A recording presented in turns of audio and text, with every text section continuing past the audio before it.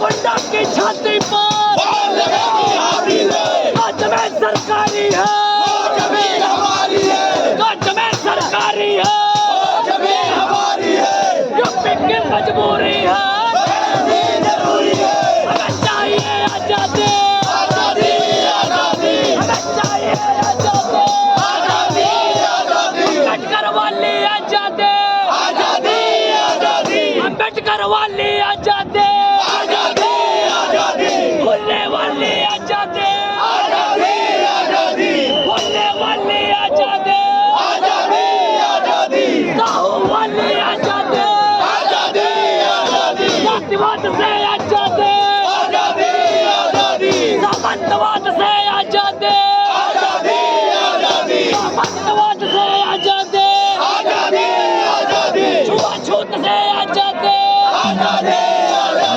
लड़ रहेंगे